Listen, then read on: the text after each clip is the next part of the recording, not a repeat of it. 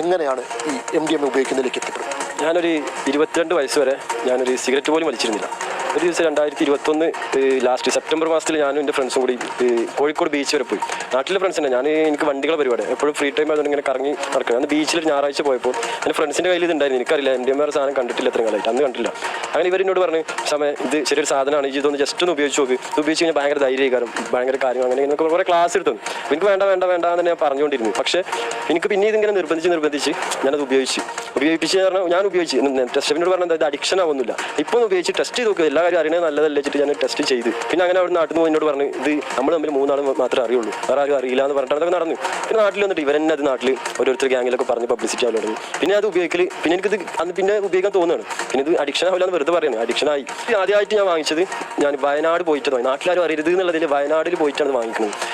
അത് 1500 രൂപ 0.5 എന്ന് പറയും, 1500 രൂപ അങ്ങനെ കൂടി. പിന്നെ അടുത്ത് പിന്നെ 1500-3000 എടുക്കണില്ല. പൈസ റെഡിയാക്കി കഴിഞ്ഞാൽ പിന്നെ 12500, അത് കഴിഞ്ഞ് 25000, 10 ഗ്രാം ഒക്കെ എടുക്കലുണ്ട്. പിന്നെ ഞങ്ങൾ അങ്ങനെ ഉപയോഗിച്ച് ഇങ്ങനെ ഇവൻ കച്ചവടം ചെയ്യും. ഞങ്ങൾ ഇവൻ്റെ അടുത്ത് തന്നെ കണക്ഷൻ ഐറ്റം അങ്ങനെ ഞങ്ങൾ കച്ചവടക്കാരനായി മാറുകയാണ്. ഇതിൻ്റെ ഫസ്റ്റ് ഘട്ടം എന്ന് പറയുമ്പോൾ നമുക്ക് ധൈര്യം, സെക്കൻഡ് ഘട്ടം എന്ന് പറഞ്ഞാൽ സംശയം വരും. നമ്മൾ ഉപയോഗിച്ച് എനിക്ക് പിന്നെ ഇല്ലാതെ എനിക്ക് കഴിയാതായി. കാരണം എനിക്കിത് ഉപയോഗിച്ച് ഇത് നമ്മളൊരു പൈസ കടം വാങ്ങിക്കണ പോലെയാണ്. എന്ത് 3ാമത്തെ ഘട്ടം എല്ലാവരും പ്രശ്നങ്ങളുണ്ടാവും. ഞാൻ ഉണ്ടാക്കിയിരുന്നതാണ്. ഞാൻ 3ാമത്തെ ഘട്ടത്തിലാണ് സഞ്ചരിച്ചത്, അതിലെത്തിയിരുന്നു. 4ാമത്തെ ഘട്ടം എന്ന് പറഞ്ഞാൽ എല്ലാവരും പേടിച്ചിട്ട് നമ്മൾ വീട്ടുകാരും എല്ലാവരും പേടി, നമ്മളാരും ഇപ്പോൾ പിടിക്കും, നമ്മൾ കൊല്ലാൻ വരുന്നുണ്ട്. അപ്പം ഇന്നെ വീട്ടുകാർക്കും നാട്ടുകാർക്കും ആർക്കും വേണ്ട.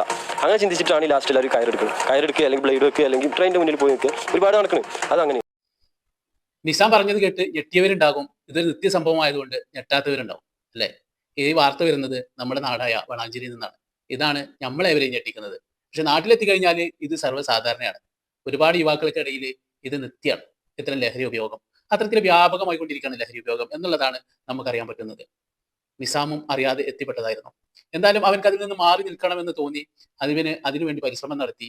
അവൻ മുഖം വെളിപ്പെടുത്തിക്കൊണ്ട് തന്നെ ചാനലിന് മുന്നിൽ വന്നുകൊണ്ട് കാര്യങ്ങൾ തുറന്നു പറയാം. ഇനി നമ്മൾ അറിയാൻ പോകുന്നത് മറ്റൊരു ഞെട്ടിക്കുന്ന വെളിപ്പെടുത്തലാണ് അവൻ നടത്തുന്നത്. അവന്റെ അടുത്ത് വന്ന് ഈ ലഹരി പദാർത്ഥങ്ങൾ വാങ്ങിയിരുന്ന ആളുകൾ ആരൊക്കെ എന്നുള്ളത് അവൻ തന്നെ പറയുന്നത് കേൾക്കൂ. പറഞ്ഞാൽ നമ്മുടെ നാട്ടിലുള്ള വലിയ ഹോസ്പിറ്റലിലെ ഡോക്ടർമാർ വന്നിട്ടുണ്ട്, നഴ്സുമാർ വാങ്ങിയിട്ടുണ്ട്. പിന്നെ അവർ പറയുമ്പോൾ ആങ്ങളെയും പെങ്ങളും ഒരുമിച്ച് ഒന്ന് വാങ്ങിച്ചിട്ടുണ്ട്. ഫസ്റ്റ് ആങ്ങൾ വന്ന്, പിന്നെ ഓനും ഫ്രണ്ടായി ഓരോ കഥകളൊക്കെ പറഞ്ഞു ഓൻ്റെ പെങ്ങളും ഓനും ഒരുമിച്ച് ഒന്ന് വാങ്ങിച്ചിട്ടുണ്ട്. ഹസ്ബൻഡും വൈഫും ഒരുമിച്ച് ഞാൻ അവരുടെ വീട്ടിൽ പോയിട്ടുണ്ട്. കയ്യിൽ ഉണ്ടാകും എവിടെ എനിക്ക് സ്വാഗത എന്നെ ഓരോരുത്തരുടെ വീട്ടിൽ വന്നിട്ട് BMW ഫോർച്യൂണറിൽ വന്ന് എടുത്തുകൊണ്ടു പോകും. അവൻ്റെ അടുത്ത് വാങ്ങിയ ആളുകൾ ഡോക്ടർമാരുണ്ട്, നഴ്സുമാരുണ്ട്.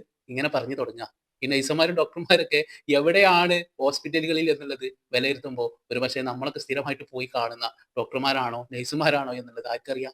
ഈ യുവാവ് പറയുന്നത് നമ്മൾ ശ്രദ്ധിച്ചല്ലോ. സുഹൃത്തുക്കൾക്കൊപ്പം ചേർന്നപ്പോൾ ഒരു കൗതുകത്തിന് വെച്ച് നോക്കി എന്നുള്ളതാണ്. പിന്നീട് അവൻ അതിന് അഡിക്റ്റായി മാറുകയാണ്. അപ്പൊ ഇവനക്കിത് വാങ്ങണം, ഇതിന് പണം വേണം, അതിന് ഇവൻ തന്നെ ഈ ബിസിനസ് തുടങ്ങണം. അപ്പോൾ ഇവനും അതുപോലെ മറ്റുള്ള സുഹൃത്തുക്കൾക്ക് കൊടുക്കും.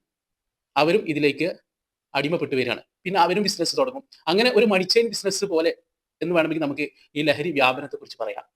അപ്പോൾ പണം ആവശ്യമാണ്, അതിന് അവർ കണ്ടെത്തുന്ന മാർഗം ഇത് ബിസിനസ് ചെയ്യലും. നോക്ക് നിങ്ങൾ.